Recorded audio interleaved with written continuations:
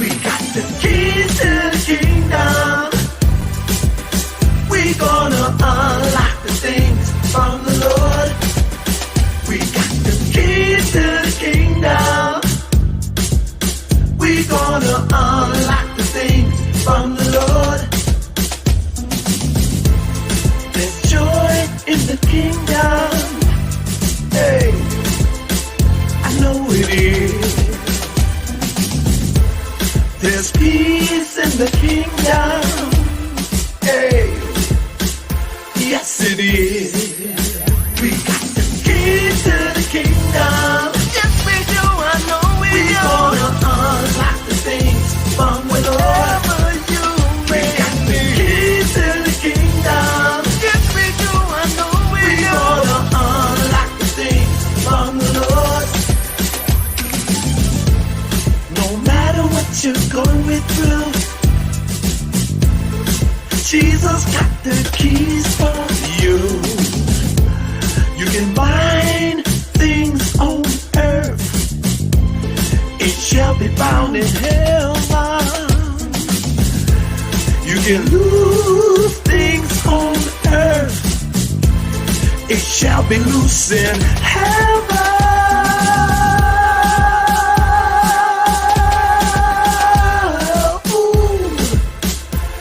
We will. We got the keys to the kingdom. Yes, we do. I know we do. We gonna unlock the things from the Lord. Ever you may. We got the keys to the kingdom. Ever you may. We gonna unlock the things from the Lord. Keys to the kingdom. He had them for me and you. Keys to the kingdom, I know he do. We got the keys to the kingdom. Yes, we do. I know we do. Gonna unlock the things from the Lord. Ever you we got the keys to the kingdom. Joy, peace. We gonna unlock the things from the Lord. Ever you we got the keys to the kingdom. Yes, we do. I know we gonna unlock the things from the Lord. Peace. We got the keys to the kingdom. Yes, we do. I know we gonna unlock the things from the Lord. Ever you may the keys to the kingdom. Yes, we do. I know we gonna unlock the things from the Lord. Ever you may the keys to the kingdom. We gonna unlock the things from the Lord.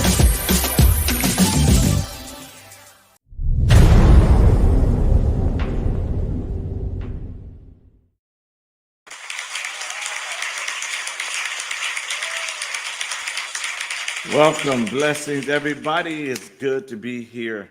I am your host, Dr. David D. King. Sound like the love doctor, don't it?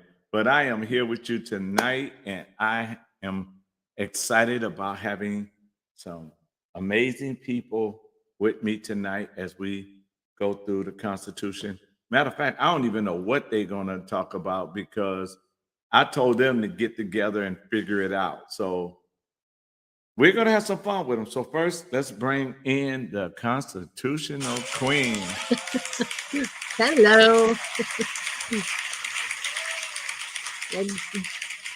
Good to be here.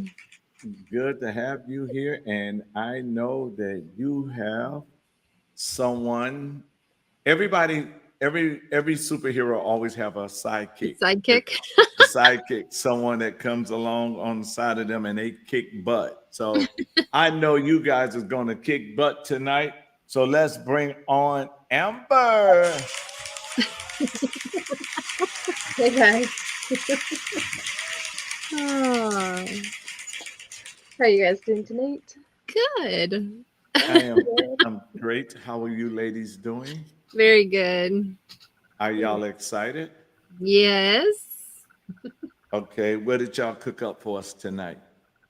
Well, so we talked about it and kind of I kind of was going along with finishing up the Second Amendment, because there's so much. Whoop, there's still just so much that we can talk about, and there's just so much information, and so I just kind of wanted to make sure we covered all the bases and everything. So so that's what we're gonna do, and then next week, in the week after, I believe we're talking about the Third and Fourth Amendments.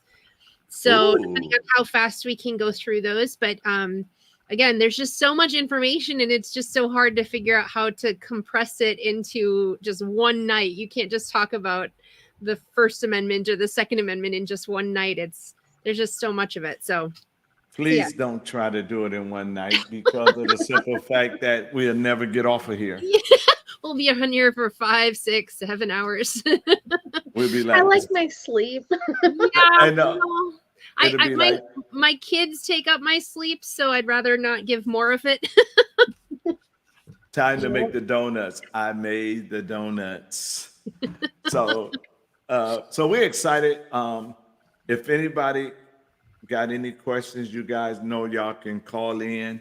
Questions, not a book, not a starting when I was a kid, walking to school and doing chores and all of that.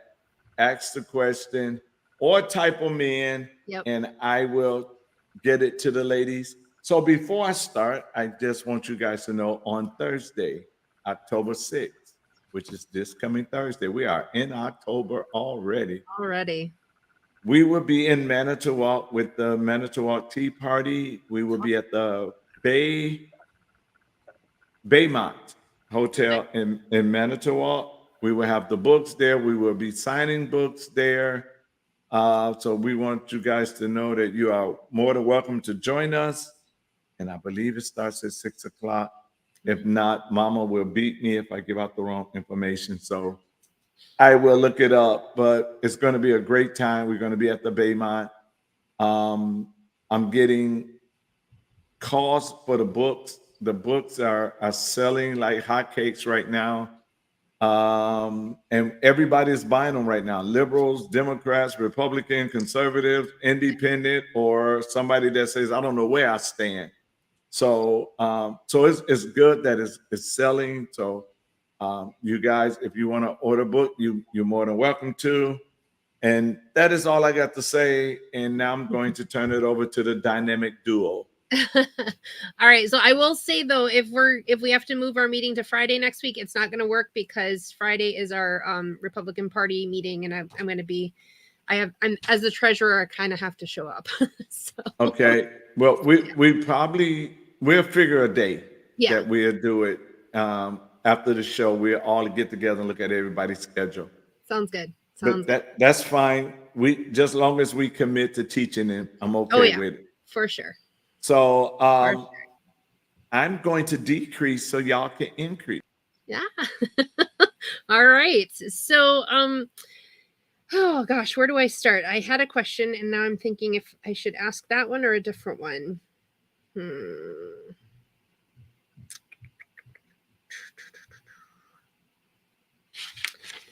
Let me think.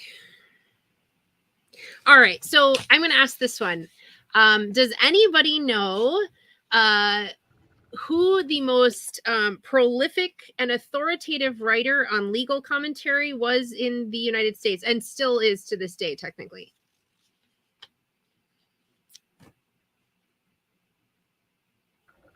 I'll admit I'm not sure I know.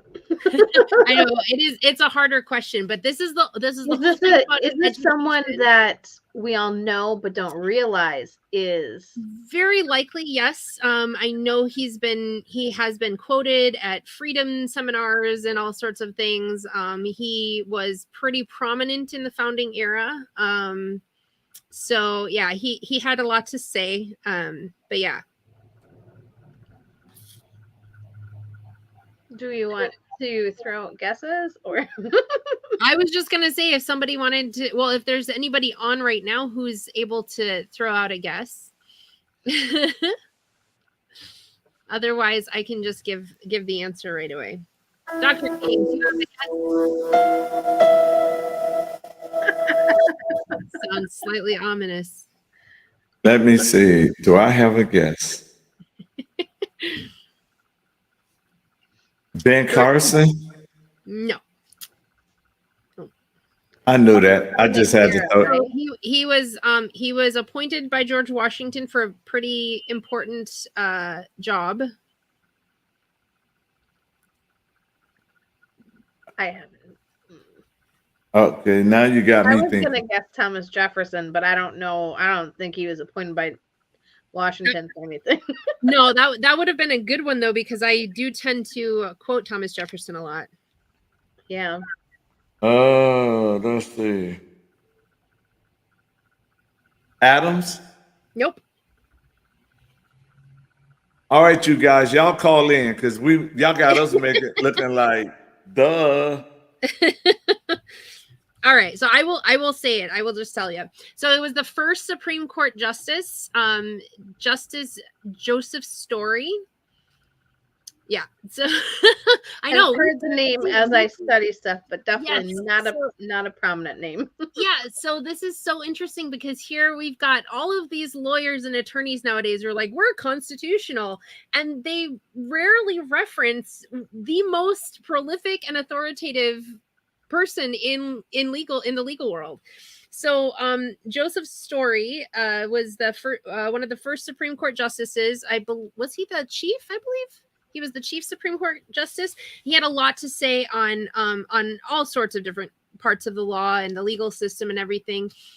He was very much about when he would hand down the judgment or whatever, there was always this idea that basically, may God have mercy on your soul, because we can't.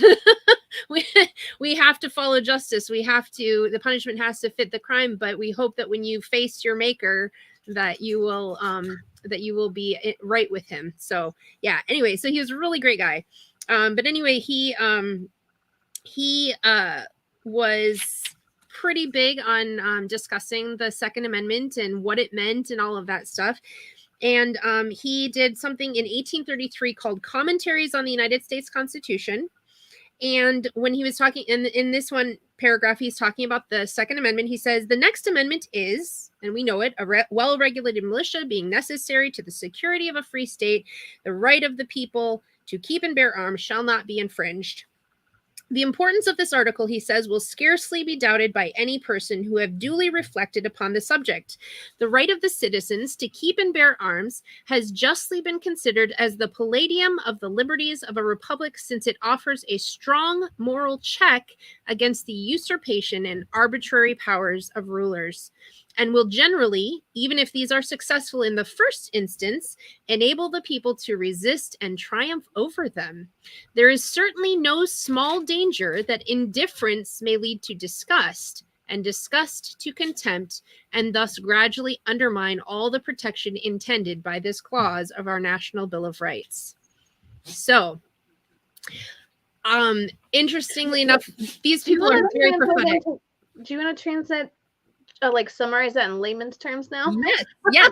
I was planning on going into that. So basically, he says that the right of self-defense is the first natural law because it protects all of our other rights.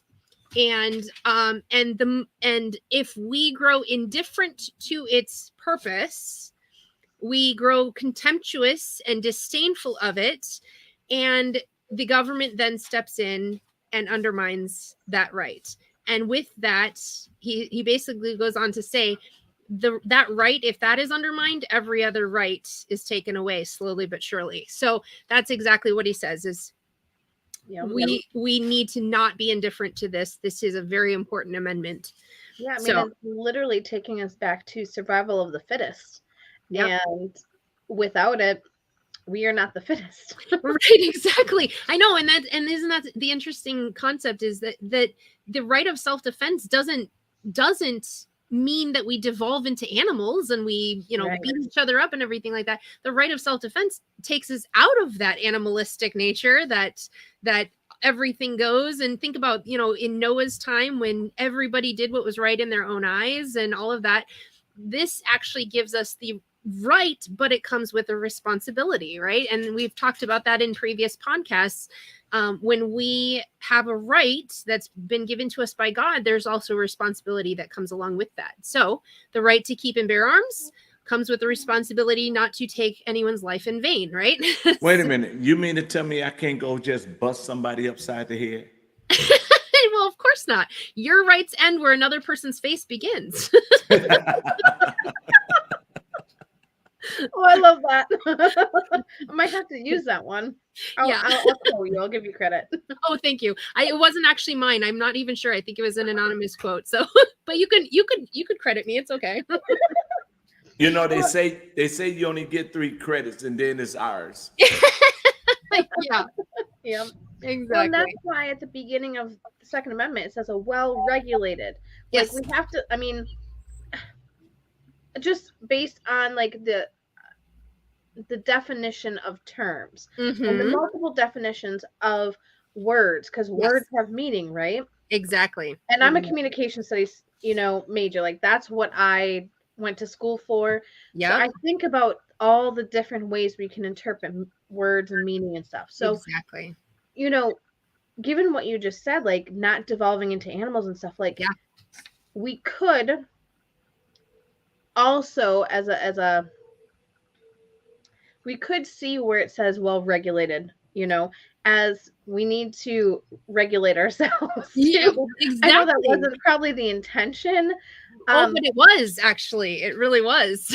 on a different level, probably. But like just the way my mind works is exactly what you're saying. Like we can't just go willy-nilly. Like regulated is to like self-regulate, to monitor and control oneself.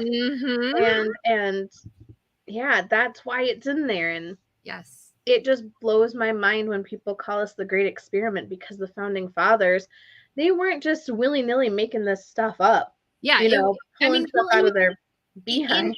In the present time, when we say experiment, it does feel kind of willy-nilly, like what they just did for the last 2 years with the that that was a willy-nilly experiment. Here, let's try it. We'll tell you later if it worked or if it didn't, and I'm sorry to the people who died anyway, right?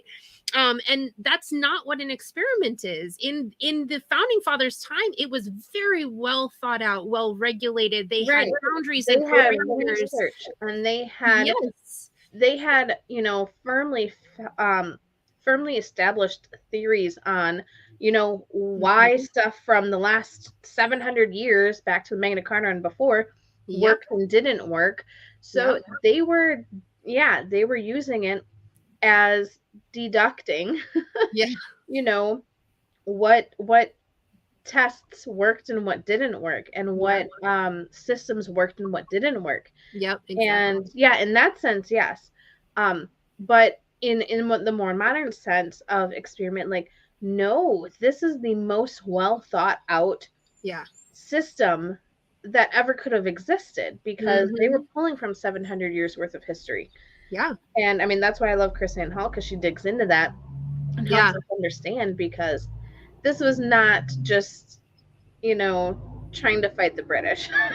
No, not at all. Not at all. It had far more to do with it. And that's the interesting thing, that, a lot of people say, well, these are, old guys, old white guys. There's, we can make things better, right? We can improve on it. Well, I will tell you that after the Bill of Rights, they didn't actually improve on our Constitution. They messed it up, and they took away more and more of our freedoms. Not only that, but there was, a few years ago, I'm trying to remember what organization it was. They had liberals, let's see, it was independents, Democrats, and Republicans each tried to write their own updated version of the Constitution. I read all 3 of them. All of them were garbage. The Republicans were probably the closest to good, because they kind of basically just copied the Constitution and then did some tweaking of it to make it more up to date in language. But the problem problem that we have now is when you're writing a Constitution, our language, we challenge our the definitions and meanings of words. So what one word means to one person means something completely different to another person. There's postmodern culture. We don't have truth as anything but relative to what we're feeling and thinking at the time. Yeah. And so what the founding fathers had, it's interesting when you look back at the different arguments that these different government structures came up, all of the different people who were involved in this formation and stuff, what they never argued against was that there was an absolute truth. Right. They all believed in there's a truth with a capital T. Exactly. But then there's also like our individual truth with a lowercase t. Right. But that does not equal the truth with a capital T, the absolute truth. Yes, right, exactly. And so they had the truth, and then all of their arguments were centered around what each person's individual truths about, and interpretations of things were, but the absolute truth still stayed the same. And that's where you get the inalienable right, self-evident, right? All of this terminology to say these are the right of the people to keep and bear arms shall not be infringed because this is a natural law. It's the first natural law, right? And so they understood the concept of there is a natural law, God-given, God created, and along with God's laws that he revealed to us, this is what forms the basis. We are founding this government on principles and values that do not change. And so, so nowadays when you try to write a constitution, you're like, well, principles and values change, so we're going to change with it. It's like, that's not how it works. Yeah. Oh, wow. Because I was going to write my own. Oh, were you? I was going to write my own constitution and say, hey, you guys, I got a great way to do constitution. Mm-hmm. And if I would have wrote it, ooh, y'all will be in trouble. Okay, are we talking a constitutional republic? Or are we talking like a monarchy or something else? Constitution Republic of David. There you go. There you go. Oh my goodness. Yeah. So, and there's another point right there is when the founders wrote the Constitution, they were not writing Thomas Jefferson's Constitution or James Madison's Constitution or George Washington's Constitution. They were writing the Constitution for we the people. And so when they were thinking through all of those things, they understood the people in that time and place, but they also understood human nature as a whole. And they knew that this particular form of government could not work with an uneducated, immoral people, right? It was completely, it didn't work. It was useless. They probably all knew who Sir William Blackstone was and his work on the laws. You are like right in So William Blackstone's laws and commentaries are basically the foundation of all of the law that the founding fathers and that are the next few years, generations after that, based all of their law on, right? Blackstone's commentaries. And so we dealt with common law, we dealt with British law, we deal with the laws of nature and all of those things. The other people that David Hume, John Locke, all of these people who were very much philosophers in their own way, but also had a deeper understanding of the absolute truths and weren't just philosophizing for the sake of, ooh, let's sit and think for a while. It was we are trying to understand these things so that we can pass this on to others. And so yes, the Blackstone's commentaries are like the number one source that they utilized. So so whoever making these comments, let us know who you are, because your name is not coming up, and we want to know who we're talking to. And we want to acknowledge. And who posts we putting up, because we don't want to put up Lucifer posts. So we want to know whose posts we putting up. We're not calling you Lucifer. We love you, whoever you are. But I think it's Liz. I'm not sure on who this is. So anyway, the argument that only certain people should own guns, that most people don't need to own guns, right? All of these arguments that they come up with are very, very recent arguments. I mean, in the span of time before that, most people understood the right to keep and bear arms was a fundamental right. White Wicked Witch of the Last Night. Oh my goodness. But so anyway, so the founding fathers, when you go through all of their writings, they were very thoughtful. They were very they pondered a lot. They, they were very careful with their words. And I wish in America that we were more careful with our words, because I tease my kids because they come up with all these slang terms. Like, has anybody ever heard the word yeet? Yes, my son just used it the other day, and I'm like, nope, that's not. No, you are not. And so actually, wait a minute. What word? It's called. It's yeet. Y-E-E-T, I think. I think that's what it's called. Yeah. It's apparently it's what is it? Throwing something or. Yeah, I'm gonna look it up in the Urban Dictionary quick. Yes, the Urban Dictionary drives me absolutely nutty, but I agree. But that's the only way we can keep up with their nonsense. I challenged them because they're like, this is totally a word, and I challenged them and made them go back into my massive American 1828 Webster's Dictionary. Couldn't find it, but then we did a study on a whole bunch of other words, and it was pretty fun. But yeah, so the idea that we're just not careful with our terminology. And so when we're painting the founding fathers with these broad brushes of, they just slapdash this together. We're actually putting that on our own selves, because that's how we talk. That's how we think. And the founding fathers were not that way at all. Anyone, you gave a really good example with that really old, Webster's Dictionary. Another resource, if you really want to learn the meaning of words, at least in legal terms, Black's Law Dictionary. Yes, I am working on investing in one of those, and I'm a little nervous, y'all, because and then earlier I haven't had a chance to check out that link. Was that the link you sent me? No, the link I sent you earlier was a interview with the founder of the How to Win in Court Without a Lawyer course. Oh, awesome. Okay, I'll have to. You got to send me that link too. Yeah, because I think I'm gonna need it in a minute. But if you want to know the Hood Dictionary, just tell me the word, and I can tell you what it says in the Hood. Okay. Well, I did find yeet means to discard an item at a high velocity. Well, okay, so that makes me laugh, because that's a very sophisticated sounding definition for a really stupid sounding word. True that. I thought that was, what was that word? Defenestrate? Wasn't that discard? I think defenestrate is to throw out a window. I think it's to toss out a window. See, oh gosh, y'all have too much fun. I gotta find y'all. Here go Russ. He's at it. Redneck. Yes, I do like the Redneck Dictionary. Won't lie. Oh my goodness, that's funny.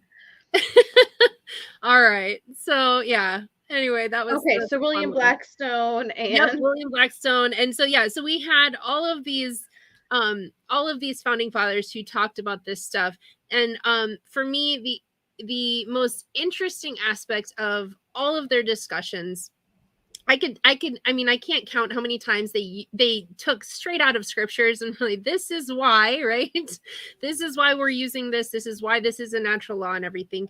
But there's just page after page after page of the founding fathers discussing this. Any lawyer worth his salt or her salt should be knowing this before they come out with an argument for red flag gun laws, or any politician worth their salt needs to be reading these founding fathers and understanding this, because you don't have a leg to stand on if you're trying to say, yep, we can regulate. You can't have a cannon in your backyard. You can't own more than this many guns and this much ammunition, because over and over again, they said these arms, they wanted everybody, every able body armed.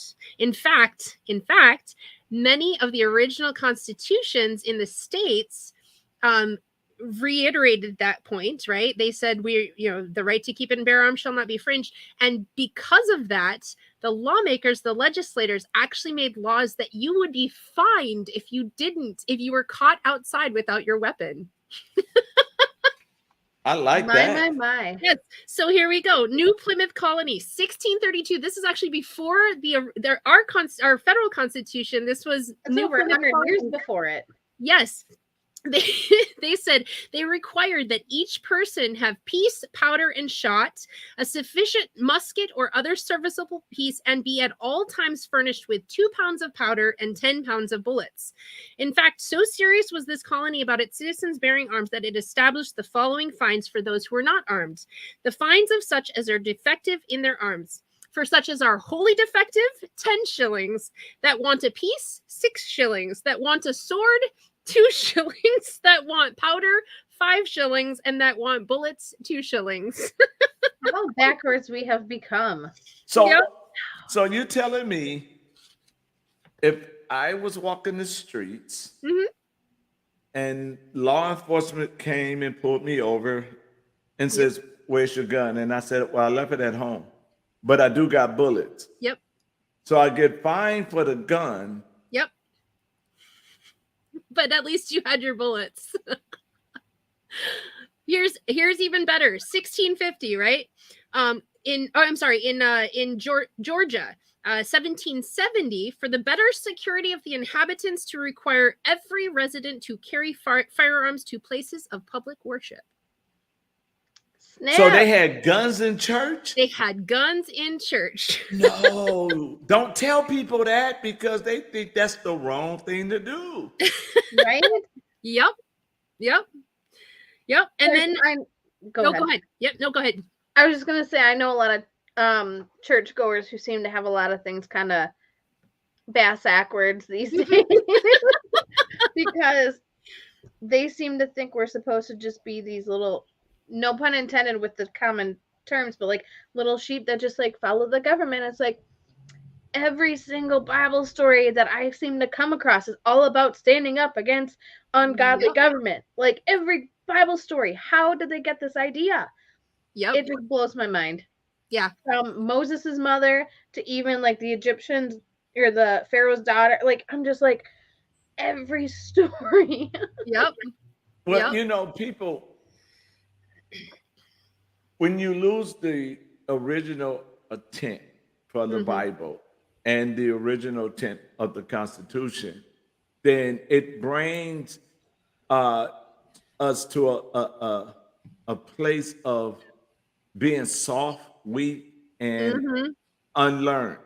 Yep. Yes. And so the reason that our country is in the mess that it's in is because of pastors and politicians. Amen. Amen. And that's why we messed up, because why? The pastors kept the people ignorant. Yep. And the politicians kept the residents ignorant. So you just ignorant all the way around the board. And so when you go back and you sit there and you look at it, like today I was in the barbershop, right? And we was talking about the Constitution and everything.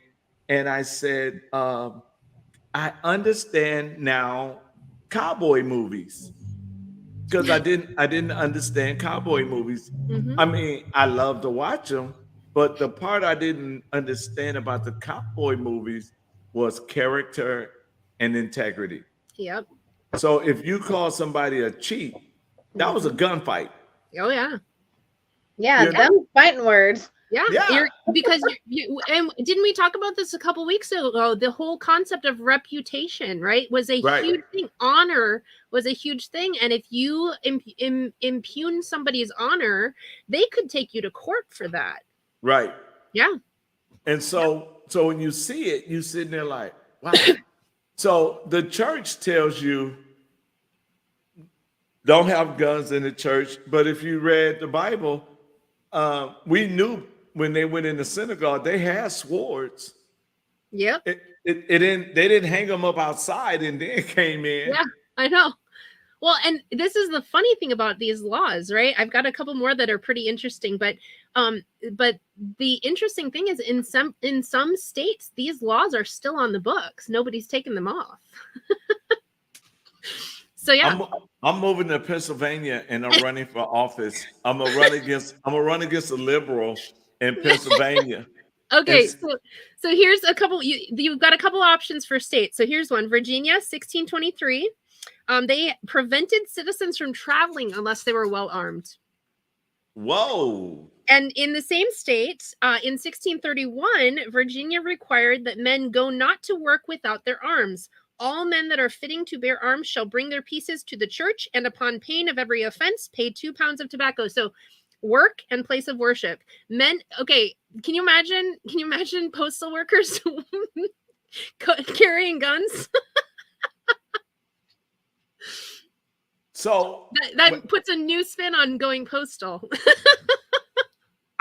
Exactly. When you look at it, they wouldn't go postal because every man has his gun. The moment they hear a pow, everybody's powering back. You know. Yep. Here was something, and this was a biblical thing. Again, Virginia, 1658, required every householder, so every head of house, which was the man, to have a functioning firearm in his house, protecting and defending his family, right? In fact, several judges during that time said, if you are robbed or if your home is broken into, it's your fault because you didn't defend it. Wow. Yeah.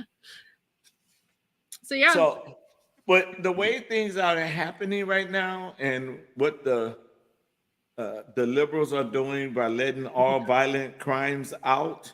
Yeah. All violent criminals out. Yeah. You know, we need to go back to those laws and say, hey, look, I ain't leaving my house without it because if you're gonna let them out, I gotta be ready. Yeah. So we just found out over this last week, that there are 2 child molesters within a quarter mile of us living in our neighborhood. 2.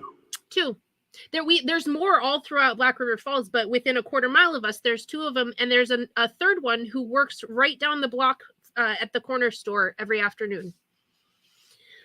So yeah, in a neighborhood that is chock full of children. So yeah, we've got our pew pew machines. Pew machines that we somehow lost in a boating accident. I know, right? Yes, here's one that's going to bug the liberals to, oh my gosh. Okay, so in 1673, again, Virginia, they are rocking it. The law provided that a citizen who claimed that he was too poor to purchase a firearm would have one purchased for him by the government. And then they would require him to pay a reasonable price to pay back the debt. But the government itself would buy the gun for him. Okay, government, I can't afford an AR-15. You got to buy me one. Yep. Yep. So yeah, so that would just, I would love to tell that to Governor Evers. I need you to send me that. I will. Okay, so this book, it's a tiny little book. It's from David Barton and Wall Builders, and he's got it. I mean, it is chock full of footnotes. I mean, half the book is footnotes, but yeah, this is where I'm getting some of this stuff from. But yeah, it's an excellent book. I think it's only like, I don't know, $5 or something. Pretty inexpensive. And yeah, it's just, it made me laugh. I was reading it last night and just laughing, like fining people for going out without wearing a gun. Nowadays, we're fined if we do wear one, you know? So, yeah. Yep, absolutely. Speaking of David Barton, I have only gotten a small portion into this. But if you guys have not heard of the Founders Bible. Yes, we got it. I just got mine a couple months ago. Ah, beautiful. Isn't it gorgeous? The coolest thing. Yeah. The thing I love most about it is, I mean, there's this huge introduction. There's a pile of stuff at the end too. But what I love most is that as you're going through the Bible, like, I just flipped open to where I had the bookmark, around Genesis 20. They literally have an insert here, of historical reference that's sort of like pertaining to what it's talking about in that set of scripture. And on the founding fathers, some of them is old documentation, some of it's just historical reference, but it's mind-blowingly cool. Like, obviously got to be a nerd folks who dig it, but guilty. yeah. You know, my one complaint is it does not work in Bible drills. Work in what? In Bible drills. Have you ever done Bible drills? You hold your Bible over your head and somebody shouts out a verse and you're supposed to go and search it, like you drop it and search. Yeah, I could imagine that. Yeah. It doesn't work so. Yep. Like, where is this verse? Too many articles. No, Right. it is an excellent book. We actually been using it to reference every night because our family reads books and devotionals at night, and we include biblical references and stuff like that. And so we've been using that Bible as part of our family devotions at night. Yep, it's super cool. Yeah. Because I get to learn about the founding fathers and the Bible all at the same time. Isn't that awesome? I love it. So this is, I mean, just think how far we have come from that original intent. And you hear so many people say this, it's a living document. It's changeable. And it is so, I mean, again, this book talks about that. The founding fathers even discussed that. Go back to our original intent. The people who wrote this know what they're talking about. And if you try to change these laws, if you try to change the Constitution, you better have a darn good reason for doing it, because those boundary lines were put in place for a reason. Yeah. Yeah. I mean, you think about most, if not all of the constitutional amendments after the first 10, they expand government power. They do not reduce it. And so, if the founding fathers were alive today, I can almost guarantee you they would look at those and say, absolutely not. They shouldn't be here. They're not constitutional. Yep. And that's where, like, our founding fathers, this is something I'm actually going to pull up in my PMA presentation. Nice. Just so I'm, like, quoting it right. Like, our founding fathers knew the hierarchy of law. Yes. And they knew that the hierarchy of law does not start with the government and go to us and then to God. It started with God. God gave us our natural rights, our natural God-given birthrights. Yep. And that's where we get our scriptural authority. Yeah. And then people need to remember, we the people created our state constitutions, which created the state government. Our representatives 200 years ago created the Constitution, the U.S. Constitution, which created the U.S. government. So really, in the totem pole, the hierarchy, the U.S. government, the federal government is kind of low on the totem pole. And then all the statutes and regulations fall below even that. Yep, exactly. And yeah, we got to get back to that scriptural authority. Yeah. When they say the Constitution is the law of the land, which one? The 5,000 pages worth of annotations that they use now, or this little one that we can read in 5-10 minutes and understand pretty easily? Yeah. Yeah. Because I mean, I read this and I don't remember what organization published this, like, fun fact, but not so fun. If you took the entire collection of just federal regulations and studied it start to finish, it would take you studying at more than full-time student status for more than 3 years to read the entire collection as it currently sits. Yes. And by the time you finished, so much would have been changed, modified, added whatever, that you can never catch up. Yep. And what does that say about our rights as citizens? If we can't even read the laws, and we don't even know how many laws are we breaking just sitting here right now? Yeah. I mean, there's another statistic or another quote out there that on average, every citizen breaks, 6 laws or makes 6 felonies a day or something crazy like that. I don't know. It's some crazy number. I'm sure someone here. Yeah. And so the law enforcement can't enforce, which is their job to enforce the law, right? They can't enforce. Oh, hi, Jared. Hey, Jared. And we can't understand the law. And so where does that leave us? It leaves us with, they could find a loophole in anything if they chose to attack the American people. And they're doing it daily, hourly, moment by moment. They're doing this. Oh, you're muted. J Rod, hey J Rod. Now hold that book up one more time. This book, I can hold it up as many times as you need me to. Just that's it. Okay. And I'm gonna tell you why. So you ladies keep talking. I'm ordering mine right now. Yes. Yeah, I need to too. So Sarah, like, we'll talk after.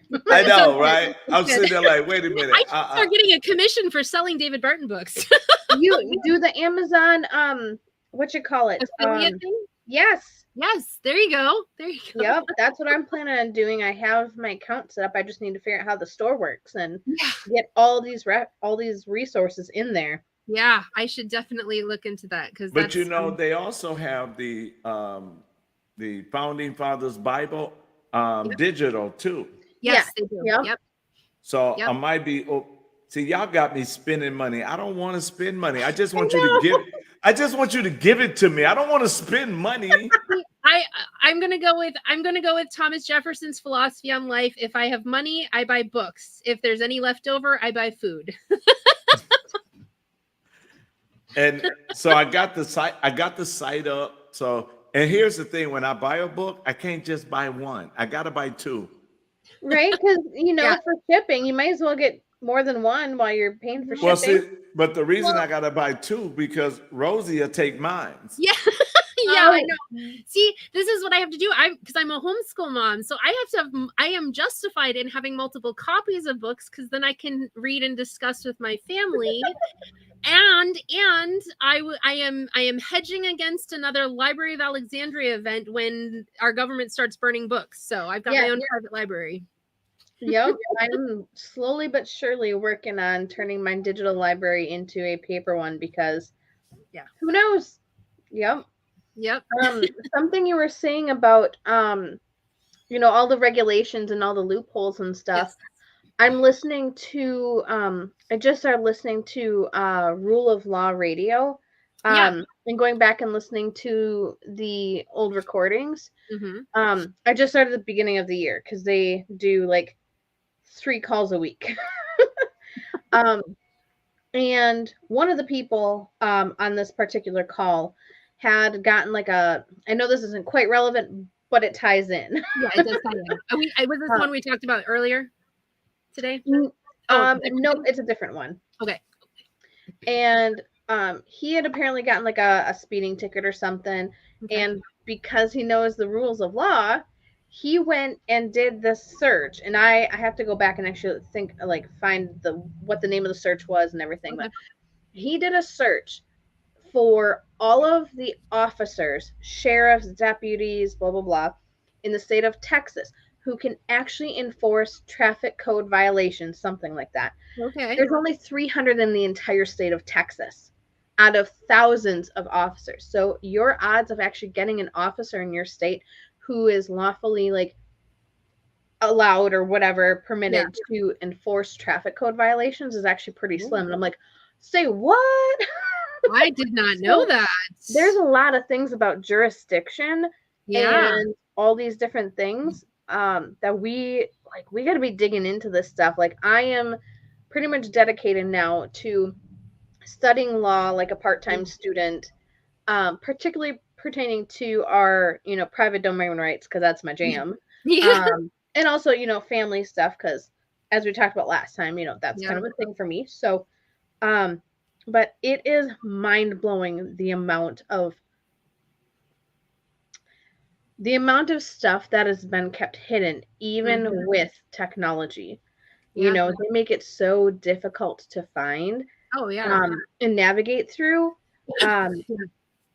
Even though the concepts themselves are actually really simple, really foundational.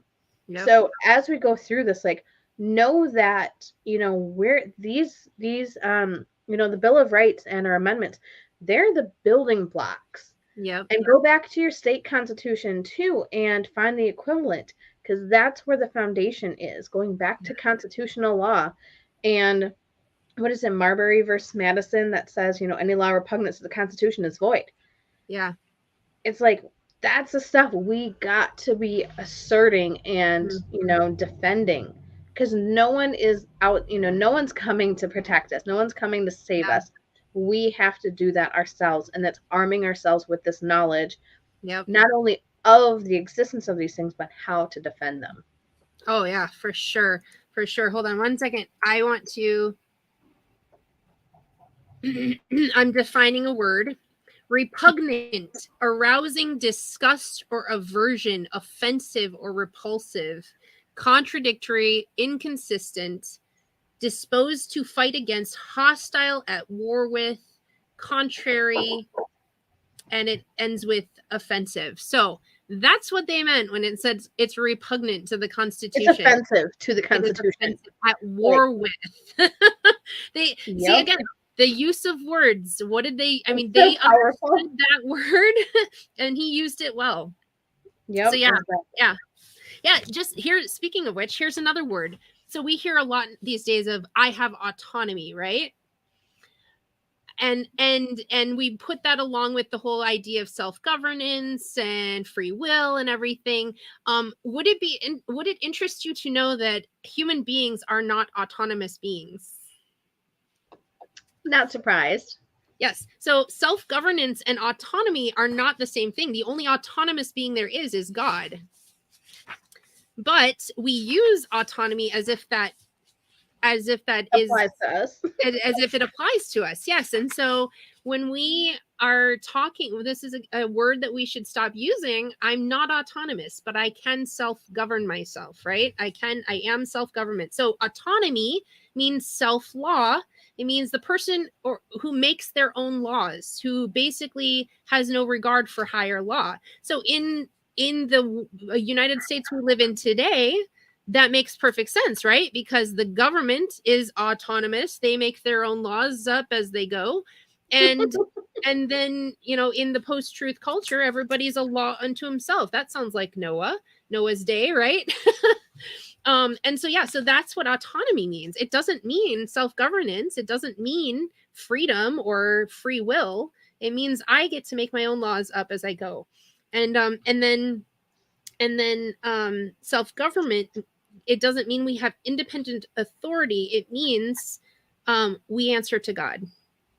And so our highest authority is God, and we self-govern our own nature by keeping it under the authority of God, who is the only autonomous being. Isn't that amazing? Mm-hmm.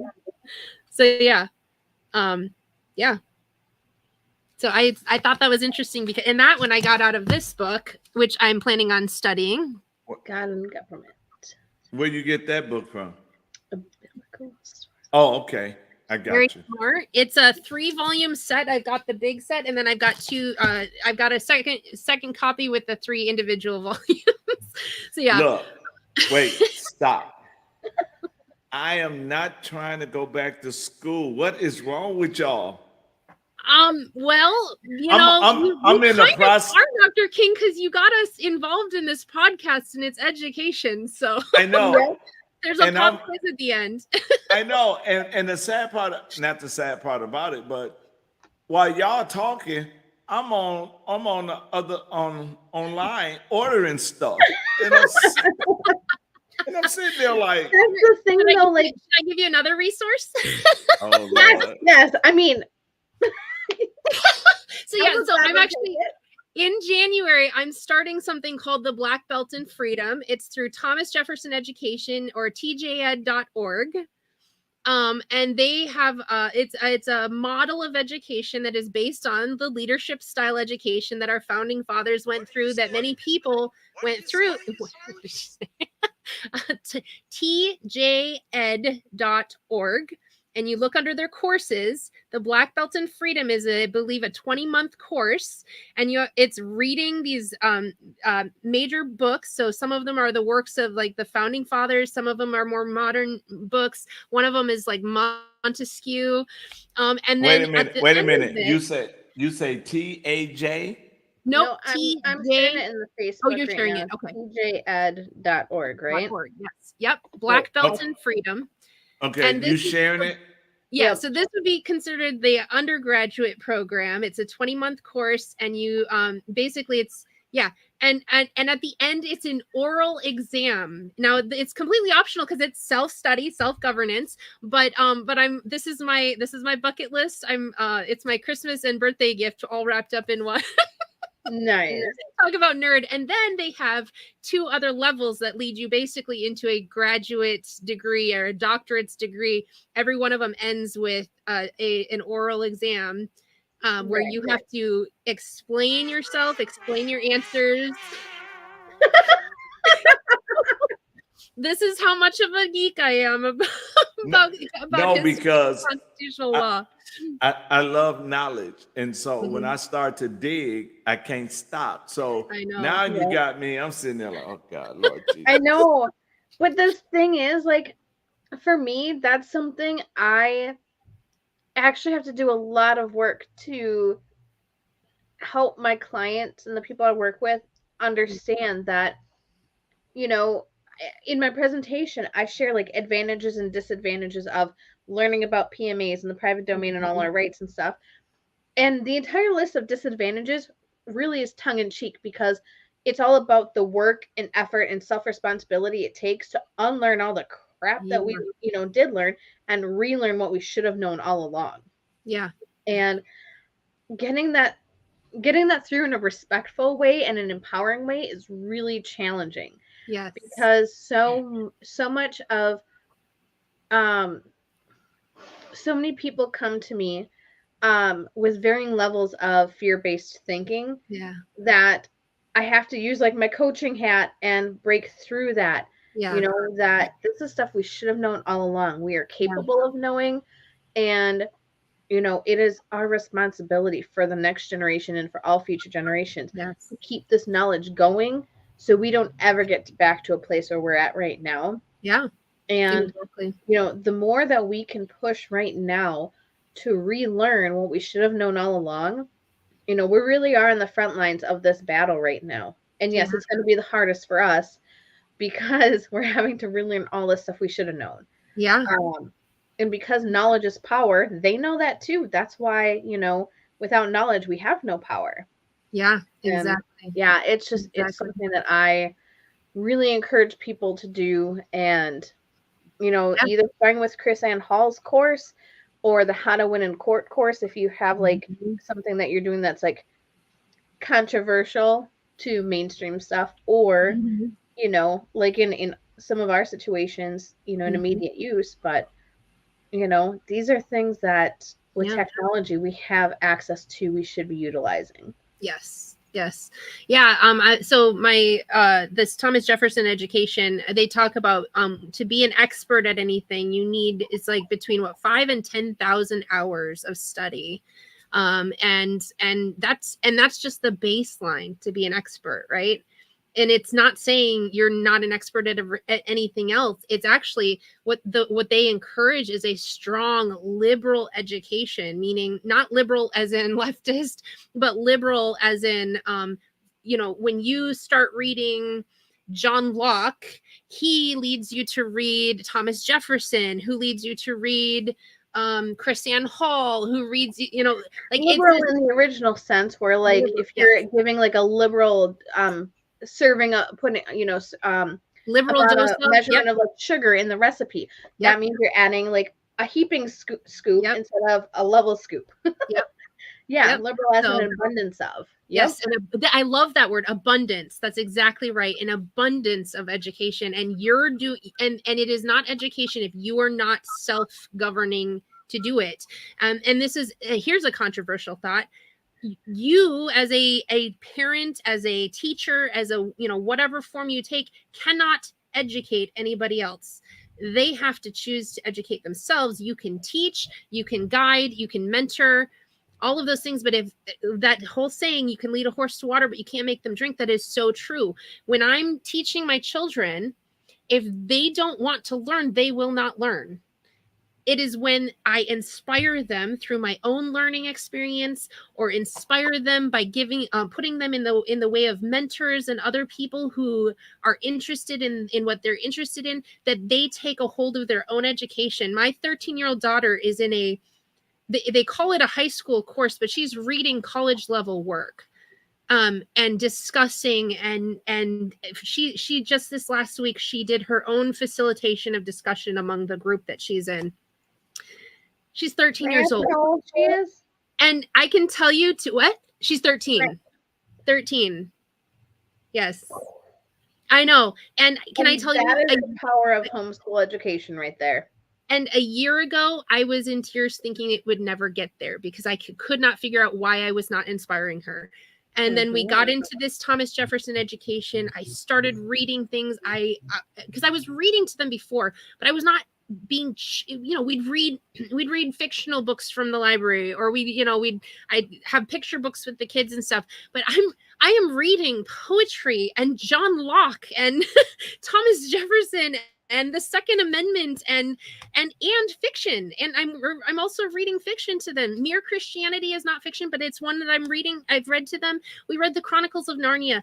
Oh my gosh, I just read a book about the Chronicles of Narnia, because here's the education part. I was interested in the Chronicles of Narnia. I was searching for people who talk about it and discuss it. Found another book called The Narnia Code, and found out that C.S. Lewis is all about the pre-Copernican view of astronomy, of the world and the planets. And he put every single book was based on a planet from the pre-Copernican times. So everyone represents a different planet with the godlike characteristics of each of those planets. How cool is that? Fascinating. And I'm reading this to my kids and they're just soaking it up and just seeing the learning.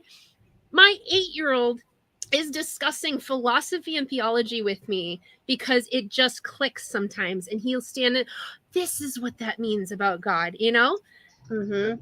How cool is that? That's the thing. As soon as we can start getting them to understand how it applies to them. Yes. And how it expands, what they know and how they understand the world, how they perceive things. And also just something I'm teaching my son right now is how the way in which we respond influences whether or not we get what we want kind of thing. Yeah. And I mean, I know behavior is a challenge for him. And so, but connecting the dots to the here and now to, how it impacts everything. Yes. And all these webs from behind connecting to now and then now to the future. Yeah. It's powerful and it's mind blowing. I wish I had saved, someone had posted something on Facebook. I didn't save it. I should have, but it was something about,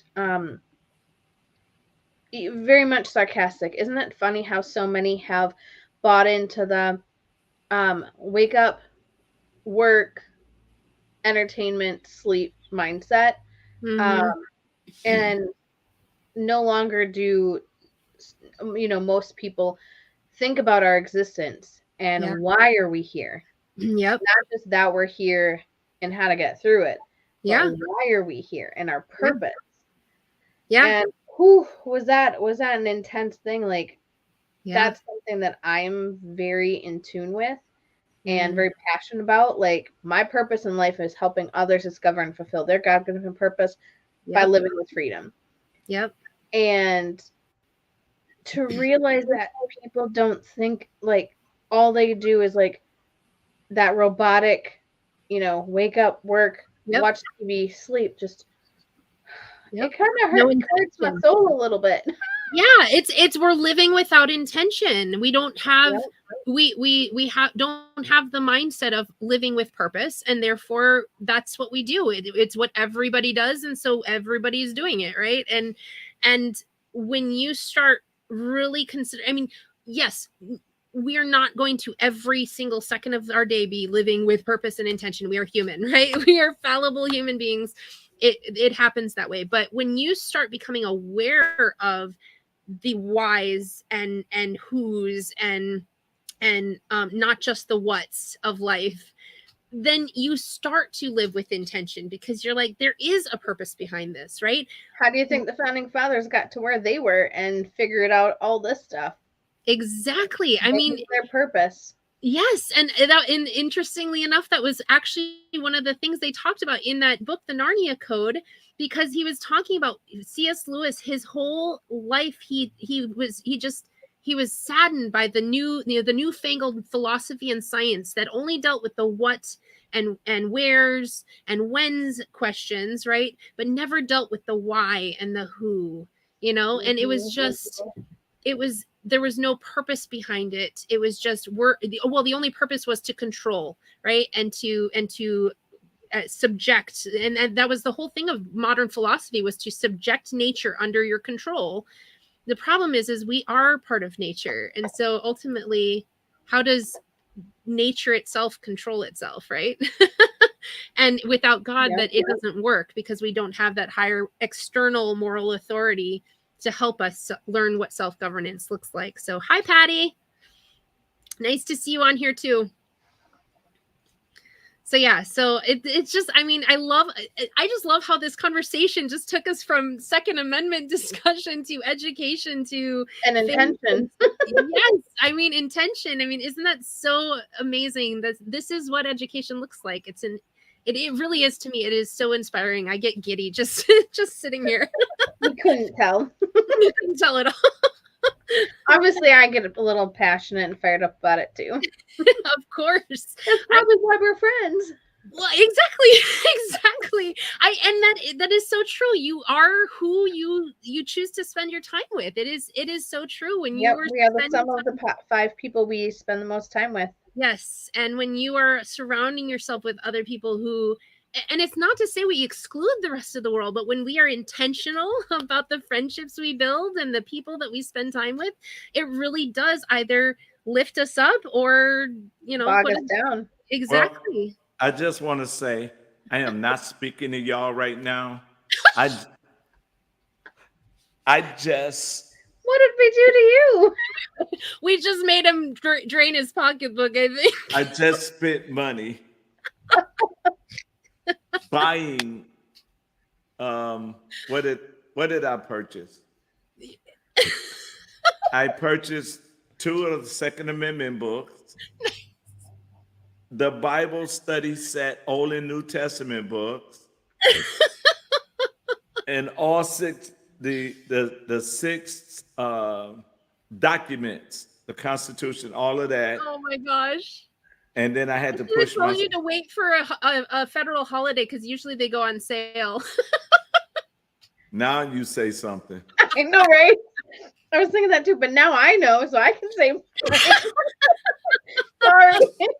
So now I done sit here and started spending money. We didn't click the buttons for you. It's not our fault. Oh, I do have those documents, so I can show you what they look like if you want me to. I have to run and grab them, but no, I know what the documents look like. I had them before. Somebody clipped me, but now I'm gonna get them and frame them and put them down in my office here. There you go. Yeah. Oh my goodness. So I'll just sit here. Well, how about this, Dr. King? I'll buy a book from you, and that'll maybe help you recoup some of the cost. Okay, deal. But y'all done got me into it now, because we have, if we're going to help people, we gotta know ourselves. And those laws that you just read is so. I think I'm gonna get that book and then do a barbershop real talk. Oh, fun. Yeah, it's so short. You could read it very, very quickly. Yeah, and I want to do a barbershop real talk on stuff that's really going to empower them and educate them, you know. And awesome. So I don't know, you guys just messed my head up. I had to get off the website, because when I'm addicted to stuff like that, I remember my uncle. He had a church before he passed, and he will invite me over to preach. And when I go preach, they give a love offering, right? Mm-hmm. So when they give me the love offering, I just went in his his bookstore, and gave the money back, and nice. Just started buying up stuff, and I'm sitting there like, what is wrong with you? When you hungry for David Barton is definitely a good person to be investing in, because wow, has he dedicated his life to this stuff? Yeah. Do you know I can't number how many thousands of DVDs of David Barton that I gave out in the city of Milwaukee Yeah. Well, was it you were talking about that at like one of the parades? You handed a bunch of those over to at Juneteenth Day. Yes. I gave some to the NAACP and some to the Republican Party, and I just watched, because people don't know until you give them, and then once you give it to them, they be like, "Wow, I didn't know." Like today, we was talking about Jefferson, right? Mm-hmm. And when I told them he was paying his slaves, they were like, "What?" Yeah. Mm-hmm. He paid his slaves? Yeah. And so, those are the stories they don't tell. Mm-hmm. Yeah. And when I was in school, you couldn't pay me to do history. Well, in those dry, dusty textbooks with little, of course not. That's not history. Yeah. That's the entire purpose of the public education system. I was listening to a podcast or something. I don't even remember what I was listening to. I'll have to find it. Mm-hmm. But literally, like the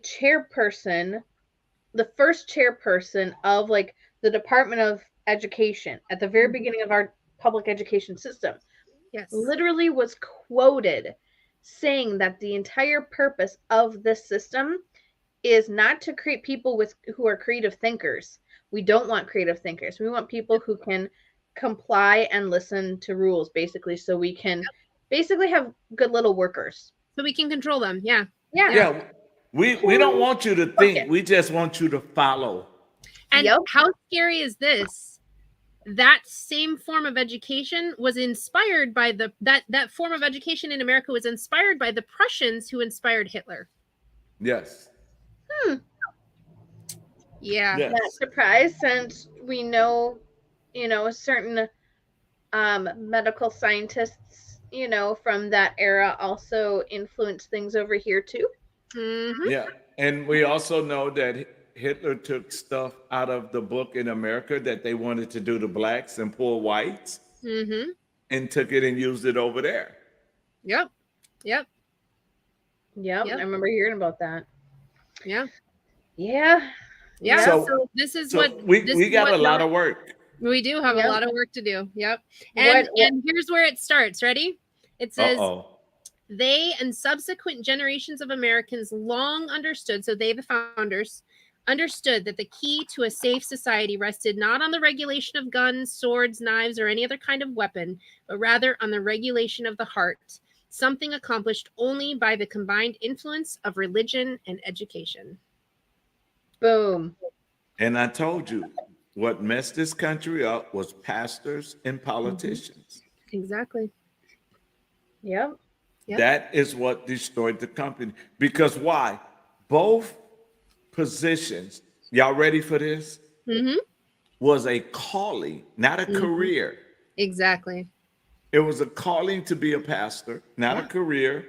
And it was a calling to be a politician for a season. You went, you did your duty, and then you went back home. Yeah. I mean, for how many presidential terms was the 2-term thing a voluntary thing that was, just edifying George Washington's decision to keep it to a 2-term thing? It was voluntary, that they wanted to honor that tradition. Yeah. What was it, like 100 years or something? I don't even remember. But and the other thing is, how many presidents, or I guess how many elections did they go where the candidates themselves never campaigned? They never did speeches. Others who knew them were the ones that went out and edified them and spoke well of them. Many election cycles. Well, if that happens, a lot of people wouldn't be elected today. So true. You'd be like, how you got there again? Yeah, I don't think so. So if that happened in Wisconsin today, you would be in the governor position. I know, right? But the thing about it, as we, bring it up and talk about it on here, and other people is taking it and hopefully doing some research and everything. But, you know, I was telling y'all about when I got kicked out the barbershop talking about history and politics, right? Yeah. So the guy that, when I went back, said he was sorry. The thing he was sorry for was, one, he didn't realize it was the Democrat Party that birthed out the Ku Klux Klan. Yeah. Yeah. Two, he didn't realize it was Jesse Jackson that sold out the black community until he started looking at the DVDs, you know? Yeah.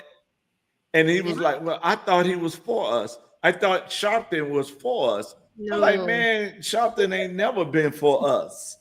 Yeah, you can't just listen to the passion. And this is something like going back even to, again, like I brought up last time, you know, and I am failing to remember his name. The first guy who died in the Boston Tea Party. What was his name again? Atticus. No, Atticus. No. Crispus. Crispus Atticus. Crispus Atticus. Right? Yeah. I think that's what it was. Yeah. Yeah. So I mean, you know, the first double spy in America was a black man. Right. Right. I mean, if we looked at that kind of stuff, that's the important part. But we can't just be looking at, in present times, you know, someone's gender, and I'm not trying to bring up gender stuff, but like a female speaking, and automatically trust their word over a man's word. Wait, hold on. Yeah. You mean Me Too isn't a thing? What do you say? Are you trying to tell me you know what a woman is? Wait, that's what you fell on? Yeah, I wasn't trying to get into that whole debacle, but I mean, we can't just go based on someone's appearance or who they, I guess, identify as. I'm not going to try to go into that agenda, but anyways, and trust their word, or trust their position solely based on who they are, like at skin deep, you know. Yeah. We have to actually listen to the words they're doing as well as the actions they're taking. Yes. To look at, you know, their actual intention. Yeah. And that takes intentional discernment. Yeah.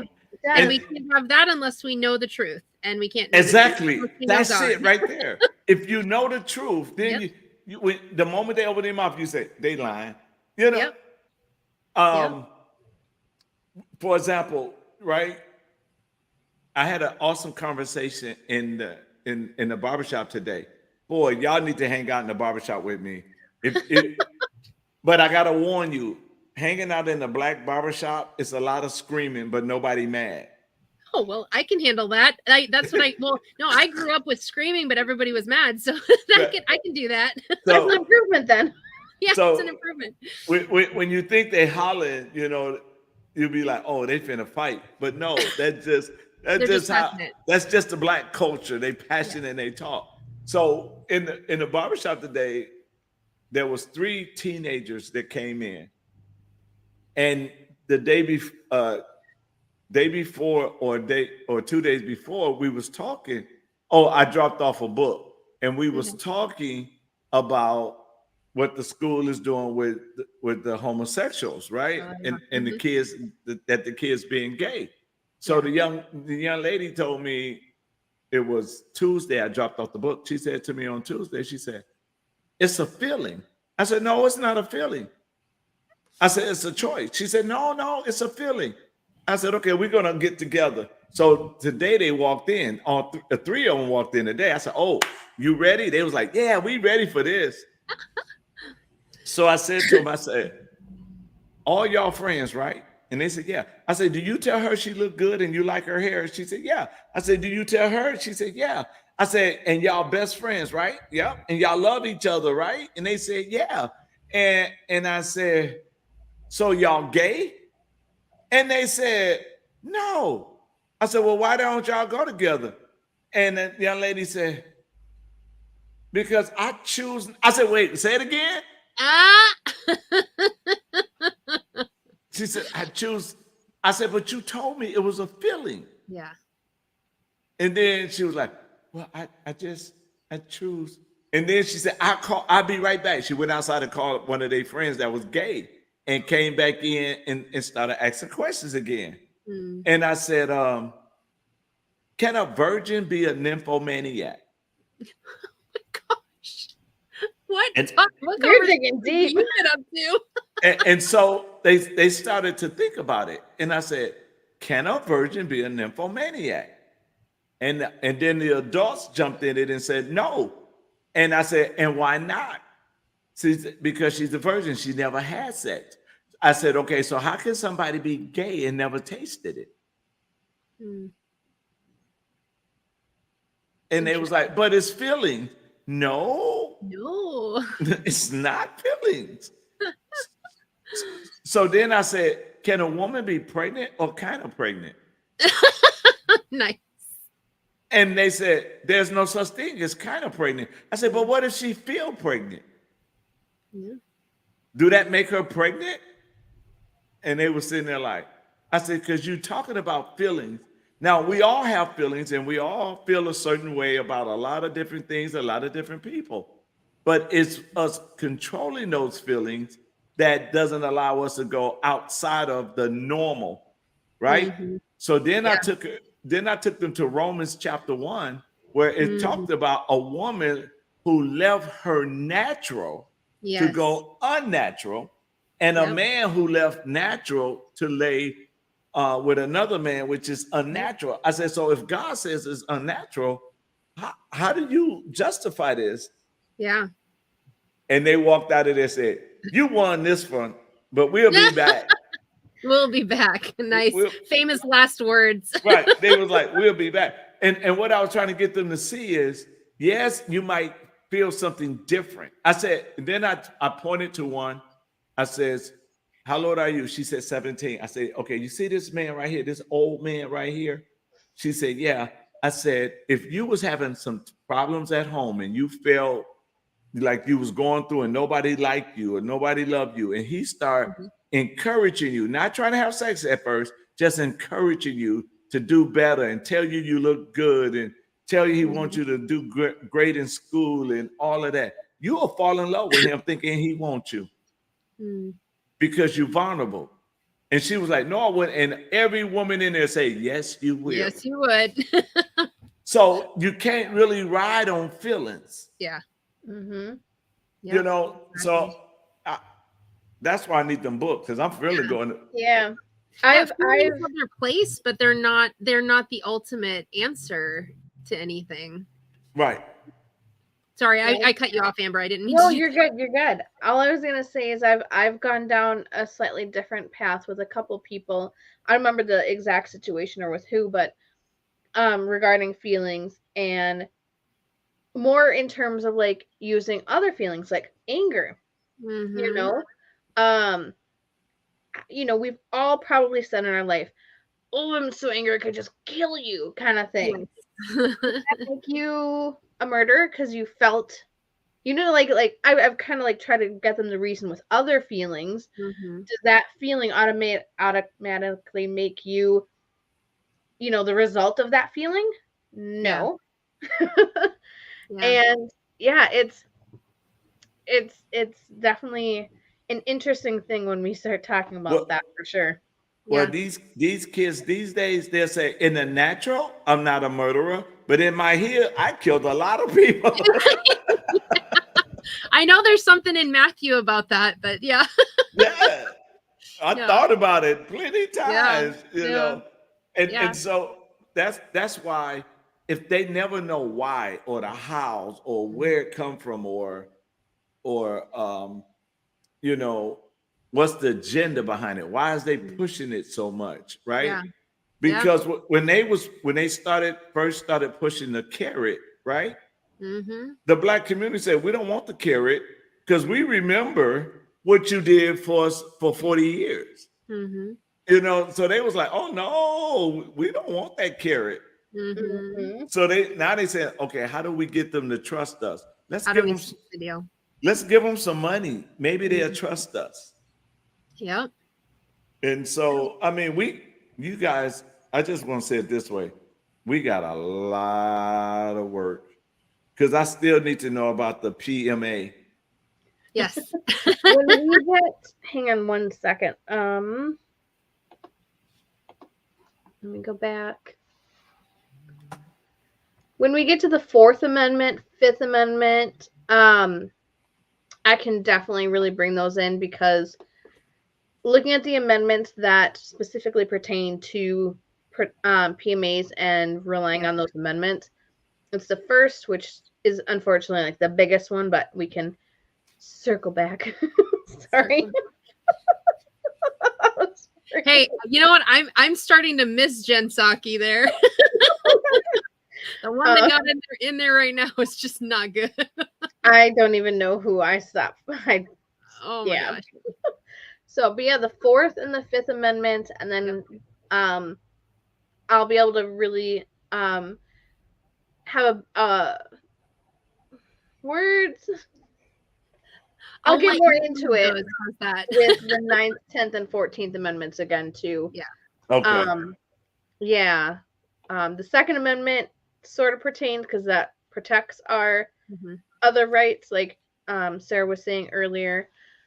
But yeah, we'll get there. We'll get with the PMA stuff. Yeah. Yeah. So this is, I mean, this whole idea though, like you said, we've got a lot of work to do, and we've got to start young. That was the next thing that I was going to talk about in this book. It's talking about these, the founding fathers trained their children early to learn how to keep and bear arms. So, you know, Thomas Jefferson told his 15-year-old nephew, when you exercise, if you're looking for a certain type of exercise, use your gun.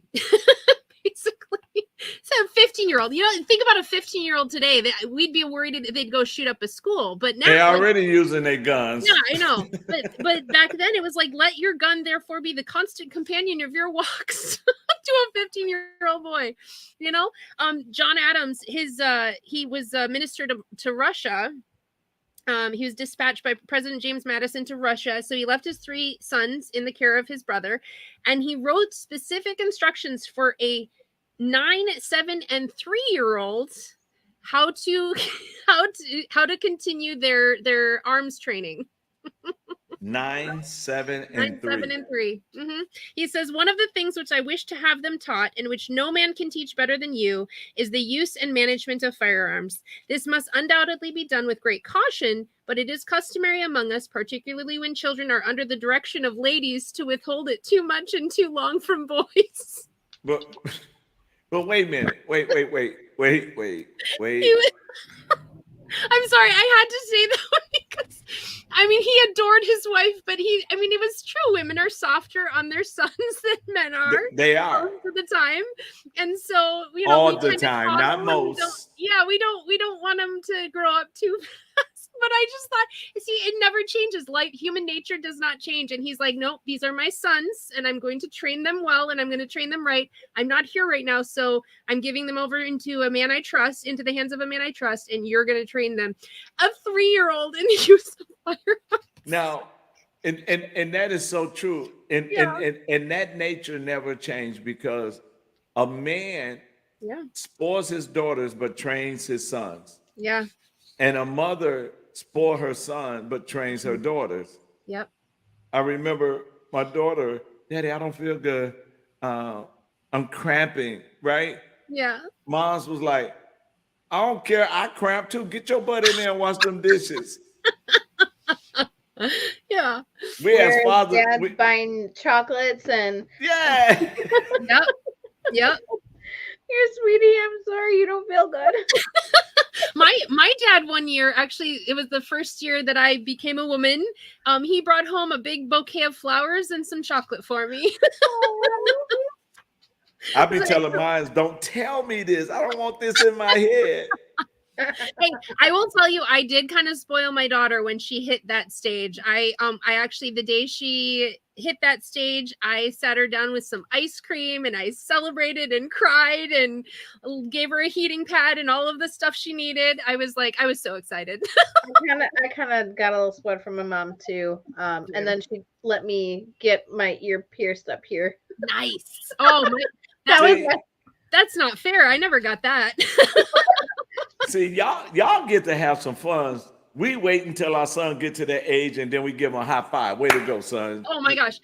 Jake is so excited. He's like, when they turn 13, can I buy them a sword? Love it. Like, go right ahead. Go right. I know, right? So, Come on, we gonna train you. We gotta we train you right. We already got them practice swords. So they're, the plastic ones or whatever, but they're pretty tough and hard. And so they play with them down in our basement. But yeah, he wants to buy them a real sword as a symbol of manhood. Like, that is so cool. Yeah. Hey, tell Jake I know he ain't my daddy, but I'll take a sword. I'll let him know. I'll let him know. Oh my God. I'll definitely take a sword. But when you start to dig into stuff like this and you get to see the things that it brings everything to life, and it manifests the true meaning of what it really says when you start to dig in there, and be like, because somewhere they messed it up, say, oh, we don't want no guns in the church. And then there was a law saying you better have a gun at the church. Yeah, well, and not only that, but there was so this is the thing. Because of our education system, again, it was meant to infantilize the generations. And so our children do not grow up into strong, confident adults. They grow up into big kids, right? I mean, that's why you've got 40-year-old men living in their parents' basement playing video games all day. They don't have a job. They don't have purpose in life. And these were young. I mean, a 3-year-old, he was already teaching them how to be responsible, confident, faithful men of God. Mm-hmm. And part of that education came about of teaching men, these young boys, to defend their families and their homes and their property, right? Yep. I mean, this was the mindset of them. You think of Thomas Jefferson. He inherited an estate with slaves at age 11. At age 11, he was managing his own estate. That's what I meant to get. And think about the responsibility that he took for his own education, and 2, I don't like slavery. I can't stop it yet, but I'm going to do my absolute best to fight against it. At age 11, Mm-hmm. Think of what 11-year-old today thinks with that mindset, that I have faith in God. I know what is right and wrong. I'm going to manage a business, or I'm going to serve my community. No, we've got to teach our sons and daughters to do that. A really good podcast for kids. It's a Christian podcast. I just came across it because I need to find something for my kiddo while we're in the car and stuff. Mm-hmm. It's Discovery Mountain. Okay. Yep. And he's addicted. Like, whenever we're in the car, like, I'm not allowed to listen to my ebooks or music anymore. Like, we're listening to Discovery Mountain. Yeah. And wow, do they do a great job at narrating really awesome, relatable lessons for kids. Awesome. And my son is 7. Yeah. So yeah, I mean, it's like, really often we end up talking about the story and the lesson and everything. Even stuff like that gets them to think outside of just themselves. Yeah. And somehow I got blessed and I got lucky with the parents I have. They were both self-employed, and we didn't really grow up going to church for most of my youth. We stopped going when I was pretty young, and then we started again when I was like late junior high school, something like that, like 8th, 9th grade. Yeah. And yet my entire life, I always remember people saying, like, I have an old soul. I'm wise beyond my years. I'm not saying that to toot my own horn, because with this stuff, I still feel like I'm 33 years old, and holy crap, like, there's so much that I should have learned in school. So far behind. Yeah. Yeah. And yet, looking at myself compared to my peers, like I do not get along with my peers. I do not think the same way they do. I do not have the same interests that they do. I mean, yeah, I get into the basic white girl fall, scarves and boots thing, but please tell me not pumpkin spice though. Not pumpkin spice. Okay, I like pumpkin spice in my pumpkin pie. I do not like it in my coffee. I do make mean pumpkin bars though. Oof. I will take a pumpkin bar, not pumpkin coffee. Sorry, that was a girl tangent. But anyways, but Dr. King's just like, oh my gosh, what am I getting myself into? I'm on a whole different plane than my peers. I always have been. At graduation, I was sitting there almost laughing at the people sitting next to me, crying that their best years of their life are over. I'm like, I cannot wait to get out of this place. Sayonara, adios. I have bigger and better things to do. This is again another confirmation why we're friends. I was told the same thing. You're an old soul. You were born in the wrong era. I can't tell you how many times I dressed up like a Revolutionary War girl spy, like that was my jam. I was like, yeah, I had my own little world that I lived in, and it had nothing to do with the peers that I grew up with. Yep, exactly. Yeah. Well, you guys, I would not even start to tell you how I was. You would not believe it. And let me guess, you were an agitator. I think I was. I kind of sort of have a little bit of a clue, but I think I was an agitator on the wrong side for a long time. Darn. Hey, but now God's using you on the right side, so I know, but I mean because and you needed to experience, and everything that we go through. My mentor taught me this. Like the things we go through are not about us. They're about what lessons we can learn to turn them around and then help other people. Exactly. So, some of this stuff I didn't want to go through. Oh no! Do you think I wanted to go through a divorce with someone who was abusive? No. No. I have a long laundry list of things I didn't want to go through, but I'm pretty sure Job felt the same way. And look at what he got at the very end, how rewarded he was for his faithfulness to God. Right. And, I just want to go find my guiding counselor and slap the tapes out their mouth. Yeah. Because what they said I was going to be doing, nowhere near it. Not even close. Matter of fact, they said there was no hope for me. Oh, see, that is exactly what counselors. Yeah. Because well, I give them that because of me. I was one of those. I was odd. Never be saying that though. They should have been watching Lean on Me, or what were some of those other schools? But you got to remember, Lean on Me came after I got out of school. So yeah, but I mean something like that, I mean, what was that other one? The one Sidney what's his name? Sidney Poitier? Yes, him. What was the movie he did? Mr. Pibbs? You Start With Love. There was another one. But wait a minute. Let me explain so y'all get a full understanding. We're standing up for you, Dr. King. I know, but I want you to know the truth before you stand. Because you know how you stand up for people, but you didn't know the whole story? Yes. And then you be like, okay, I don't want y'all like that now. Because I was a troubled child. I'm just going to tell it. When I was in school doing driver's ed, and you remember the stimulation machines? Mm-hmm. I fell on purpose because I was too busy running everybody over. I was the one in class. A little lady would be walking across the street. I hear her and be like, 10 points. Yep. See, Amber did it too. Oh my gosh. Actually, in college, I had a lot of friends who would joke about that. Like, it must be a college thing where college students act like they're invincible. They will not, look both ways before crossing. Nope. And they joke about like, oh, the little old lady's actually worth, 3 points because she's slow. If you hit the runner, that's more points because they can move fast. Yep. And that's what we was doing in the thing. Can you run this person into the building? Pow. Yeah. I'm telling you, I was a You could have used that gun counselor could have used to just be a beacon of hope and inspiration for you, man. how? By saying something like, I know there is more in you than you give yourself credit for. You know what?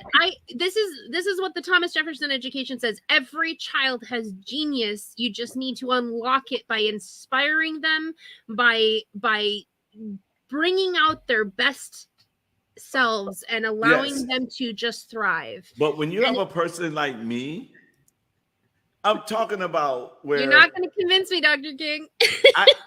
We used to hold people's arms and stretch them out, and I would run down the stairs and give them a flying elbow like we in wrestling. My husband was with his tag team partner would go around bullying the bullies. They would literally hold them down and punch them. So yeah, he was a troublemaker. It was so funny. Every time his parents come, he shares something else that he did in school, and they're like, oh, "That happened? Did you really? How did we not know that?" Because he looked like the angel child. He was perfect. He could do no wrong. I just was really good at getting away with things. But see, that was me on our block. I was the nicest. Yep. It was yes, ma'am, Sure. no, ma'am. But the moment I left the block, I was the Tasmanian devil. I was tearing up. So I know me, and I wasn't nice with the guidance counselor. I wasn't sitting in there and talking about a future. I was talking about everything but the future. Yep. Yeah. So I get it though, because like our guidance counselor, like on the opposite side, like our school guidance counselor, I was one of few students, I think he did not say this to, that you're not college material, don't even bother. He said it even to my older sister. Jeez. She did end up going to college, but she never applied to New York, and she should have been designing clothes for the New York model runways. She was that good. And because of what he said, like he totally destroyed her future and so many kids' futures. And that's why I was, like so adamant that they should have been doing a better job, because it's like a guidance counselor thing. I have heard of good ones, but there's a lot that just. But let me tell y'all, I was so terrible that they used to tell me, "You're going to hell," and I would say, "Me and my boys is going to take it over." I'm telling you. And now look what you're doing. Confidence right there. And now look what you're doing in your ministry. You're busting in the gates of hell. There you go. But I never thought about my future coming up. I love math. I didn't like history at the time because I didn't believe what they were saying. Yeah. I didn't like geography because can't make no money off that. I was excellent with math because I love numbers. So all the other stuff, I barely went to class. Forget y'all. I don't need y'all. I need this, right? Yeah. But my brothers and I was so wild. I mean, it wasn't like we didn't have parents that guide us and tell us they love us. I mean, my daddy used to whip us so bad, we thought we was on death row waiting on to go in the room. Because, but no, don't all, because as soon as it stopped hurting, we went back and did the same thing we just got a whooping for. So I'm going to go with that wasn't a very effective discipline method then. Oh, it was effective, but it taught you how to hide, the bad behavior better, didn't it? Oh, it did. But that's the only thing it's good for is. But my dad, and teaching better hiding skills. Yep, but I remember my dad was saying one time, "Only reason I'm doing this because I love you." I said, "Well, if this is love, right? Yeah." but you know what? If I would have went to jail as a teenager and stuff, and my dad had to come get me, I would have asked the police, "Do y'all got any cold cases?" Because I done it. Don't send me home with that man. Because I knew what I was getting, right? Yeah. It took for me to use what I had, it took a white man. And I say it like this because I used to hang out with him with the kind of work I did, right? Mm-hmm. And I'm in the bar And I love true friends because true friends don't sugarcoat it. They just shoot from the hip on like you. It is. Yep. So I'm sitting at the bar. He came and sat by me. He said, David, how you doing? I said, I'm good. And then he just said, David, you so smart, but why you letting your little head run your life? Yep. And I had to think about it. I'm like, wait a minute. This man just called me a HOE.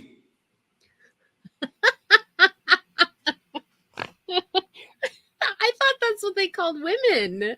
No, they call men that too. Man too and do that. Yeah. Oh, interesting. I'm learning all sorts of new things today. Listen, they used to call us non-profit prostitutes because you would give yourself, but you wasn't getting no money. I'm telling you, and they would just hit you with all kind of crazy stuff, right? Oh my goodness. But he said that to me, and I thought about it for a minute. And that's when I shifted, because he was right. I was smart. I just wasn't using it right. Yeah. I mean, I'm telling you, if you would just sit down with me and my brothers, you would need to put on a dependent, one of those adults' diapers. So it depends, yeah. Depends, yeah. Because you would laugh so much you would pee on yourself. Oh, yeah. Just listening to the things it's worse after having kids. Yeah. Oh my God. When we tell our kids what we done went through, they just bust out laughing. Yeah. And so when we look at, right, I look at everything, then I realized I wasn't a product of my environment. I was a product of my choice. The decisions I was making is what hindered me, is the decision what we made. There was a man that Dr. Dew had a video when he was doing the CRT, and he said, the only thing my children are victim of, he said they're victim of their own laziness, their own ignorance. Yeah. You know why? Because they had an opportunity, they just didn't take it. Yeah. And if we stay ignorant when it comes to American history, if we stay ignorant when it comes to the Constitution, those are ignorance by choice. Yeah, for sure. For sure. That's why I ain't telling y'all how much money I spent, but I'm mad at y'all.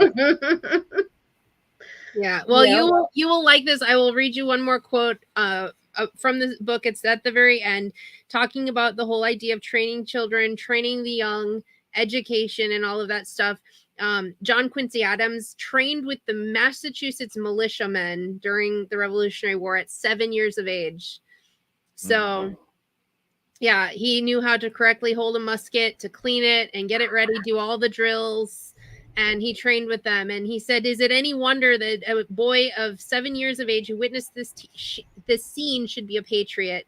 He says, training young persons both in the handling of their heart and in the handling of weapons was long proved by experience to be the best preventative for violence. In fact, so effective was this training that New York Supreme Court Justice James Kent, he was born in 1763, died in 1847, called a father of American jurisprudence, once observed that violence was so rare that New York, think New York, right? So rare that during a 16-year period on the bench, he'd faced only 8 murder cases. Wow. We're lucky if New York sees only 8 murder cases a day. Right. Think about that. In New York, Supreme Court Justice, and he understood that if you don't train their hearts, if you don't train their bodies, if you don't train their minds, then you lose and that is the ticket. Yep. By not giving people a truly holistic, helping them grow, their 4 bodies, their physical body, their mental body, their emotional body, and their spiritual body. Yep. If all 4 of them are not growing, there's a deficit somewhere. Yeah. And exactly. We have some major deficits in. And I'm going to tell you, if all 4 of them are not growing, I'm not going to blame the kid first. Right, exactly.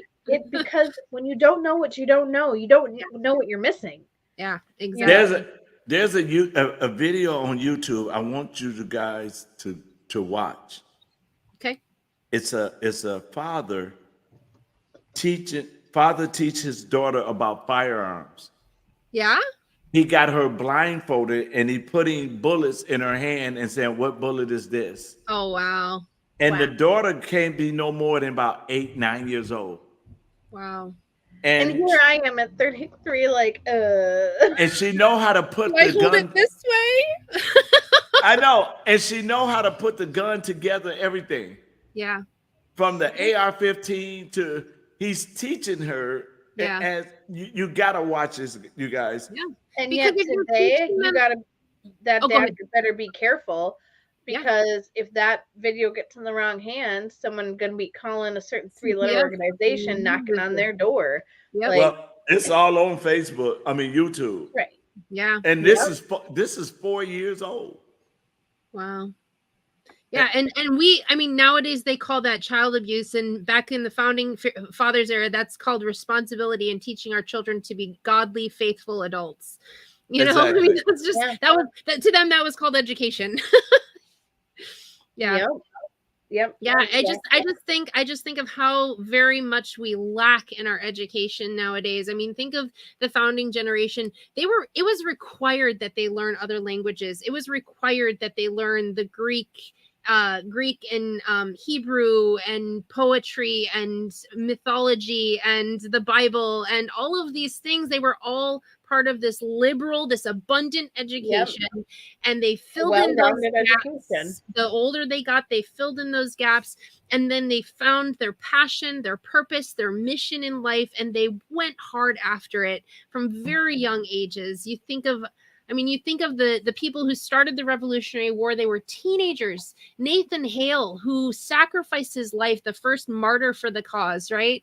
And his death inspired so many Americans to fight against the British when at that time they were like, we're just not big enough. We can't do this. And a school teacher, what was he 20 something years old, I think. It was like very, very young guy. And back then that would have been considered teenager, basically, you know, if the way that we look at it. But he was educated and he gave his life for the cause because he knew that it was worth living and dying for. And that's what we need to instill in our children. What is worth living for is also worth dying for. And if it's not, then it's not worth it. We let those things go. We hold them loosely, and we cling to the things that are eternal, the things that matter, our freedom, our rights, our family, all of these things that are so important as we pursue justice, as we pursue freedom and liberty. And we have to know what we have to know so we can teach our children and hopefully our children's children. Yes. And I put in you guys' inbox the video. Awesome. Yeah. So, all right. So here's what we're going to do. You guys is going to be on the screen. And you're going to give your final thoughts for tonight. Dag, it's almost 2 hours already. Y'all fault. This is y'all fault. So we're early. Hey, but we're ending early here. Compared to last week, yeah. Well, and the thing about it is, Tuesday we end up doing 3 hours. Yep. I brought a candidate on, right? Mm.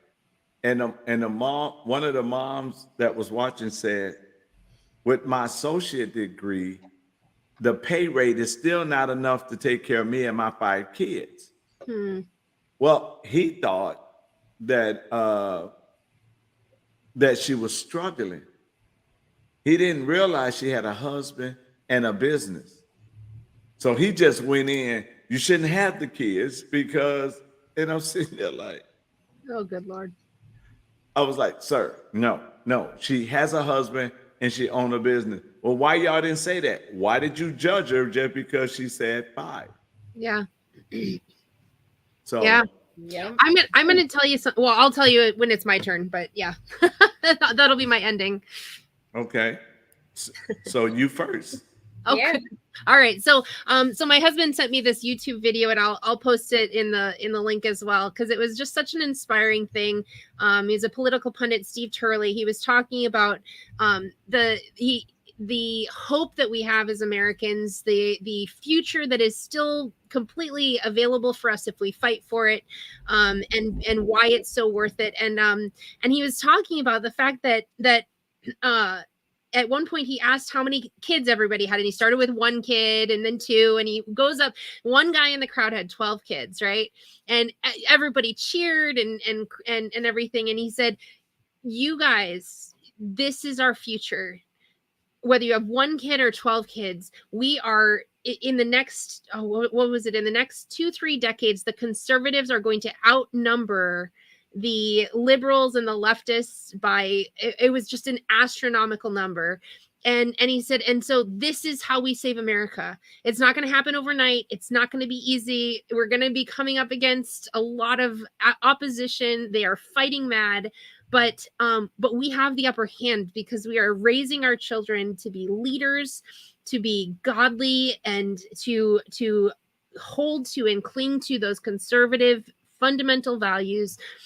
And it was just so hopeful for me. I bawled my way through his whole speech, but he brings up the part in The Hobbit, right, where where Frodo and Sam are like, Frodo's just like ready to give up. He's like, what's there worth fighting for? And Sam does his thing. Sam Gamgee is like my favorite hero in that whole book, and he's so understated, but he says there are things in this life worth fighting for.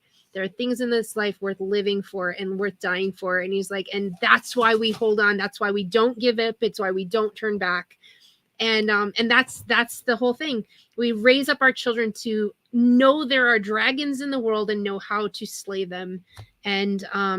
And by educating, by inspiring, we will see the next 2, 3, 4 generations completely transform America. And I am so looking forward to seeing that happen.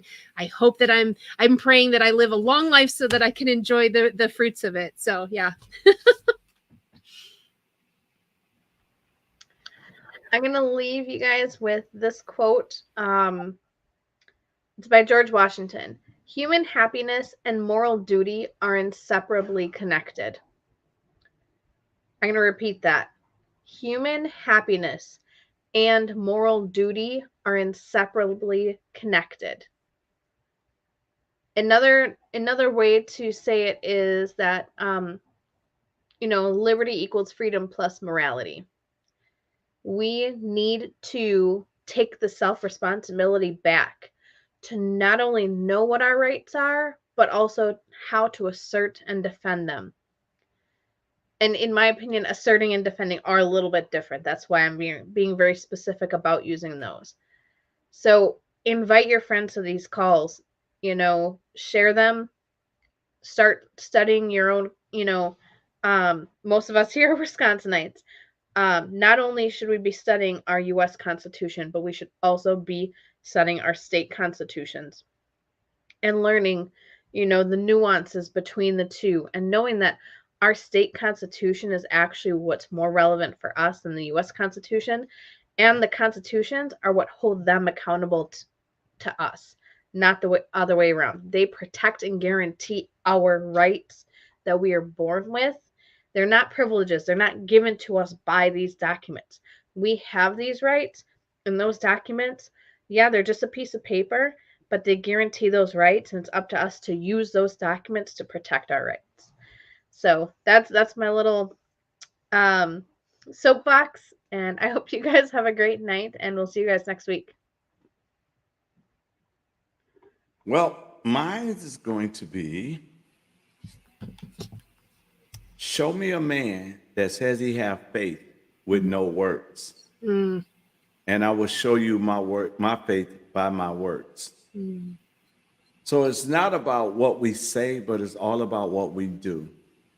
And if we're really going to impact the next 4 generation, we have to be willing to invest time.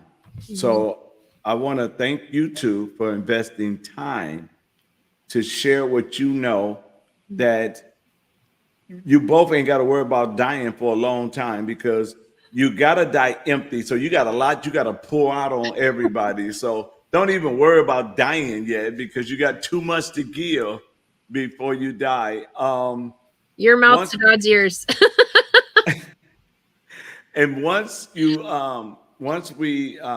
do that, I'm also going to bring in Dr. Shaw and let him just sit here and listen to y'all, because I mean, it's just amazing when you open up and you start to understand and realize, because I tell people, and I said it this morning, knowledge is information.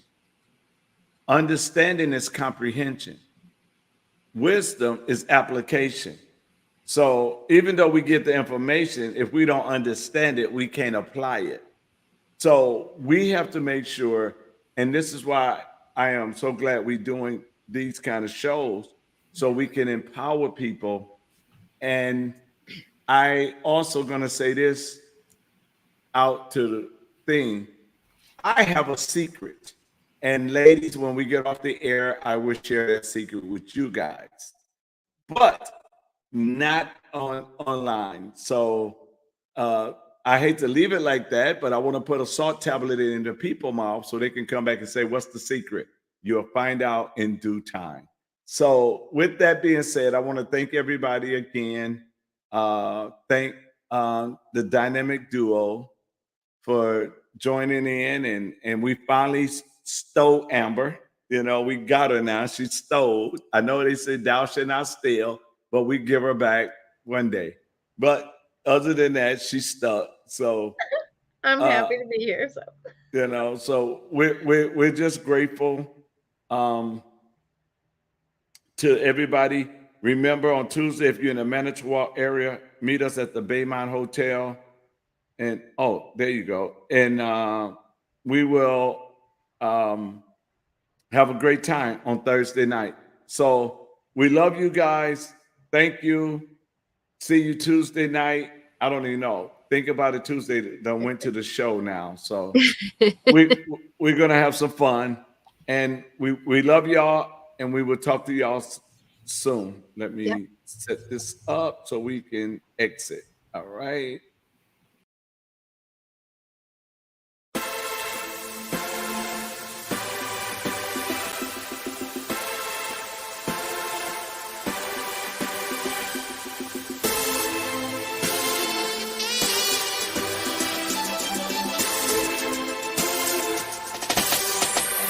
We got the keys to the kingdom.